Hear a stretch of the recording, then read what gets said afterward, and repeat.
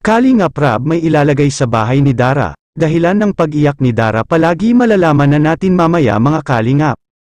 Magandang araw sa inyong lahat mga kalingap, sanay hindi nyo po makalimutan na mag-like sa video na ito. At marami pong salamat mga kalingap sa pagpatuloy na pagsuporta lalo na kay Kuya Val Santos Matubang at Kalingap Rab. Dara ang tsanita sa bundok, binisita muli ni Kalingap Rab sa kanila upang kamustahin si Dara.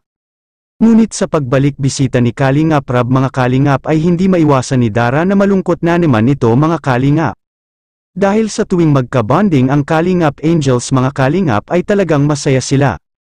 Ang ikinalungkot ni Dara ng lubos sa tuwing uuwi na at maghiwa-hiwalay na sila ay nakakaramdam itong si Dara mga kalingap ng kalungkutan. Samantala dumating na nga ang kafiestahan ng kanilang barangay mga kalingap sa kanila ni Dara.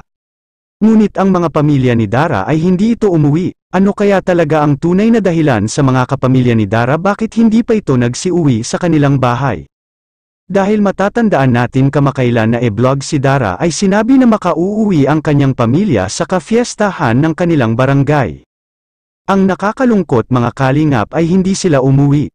At ito pa naman talaga ang sinadya ni Kalingap Rab na pinuntahan niya si Dara sa kanilang bahay dahil fiesta na at baka umuwi ang mga kapatid at ama ni Dara.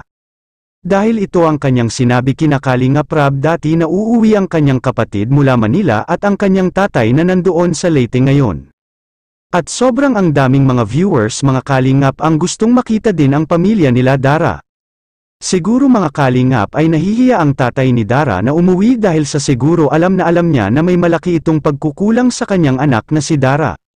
At nasabi din sa ilang mga viewers na ang tatay ni Dara kaya hindi pa makauwi-uwi ay baka meron na itong pamilya doon sa Leyte. Posibleng isa din ito sa dahilan ng tatay ni Dara mga kalingap kaya sinigurado na lang ni Kalingap Rab na safety sila sa bukid at pati na si Bea. Kaya may ilalagay din si Kalingap Rab sa bahay mga kalingap at para may safety talaga ang magkakapatid. At Kalingap Rab may ilalagay sa bahay ni Dara makikita po natin sa video.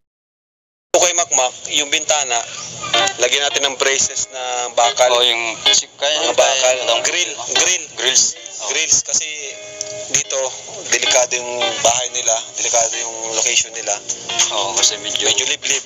Ano? Kaya sabi ko, grills talaga. Oo. Ano? Sa materials ng fireproof kaya pinakalabongan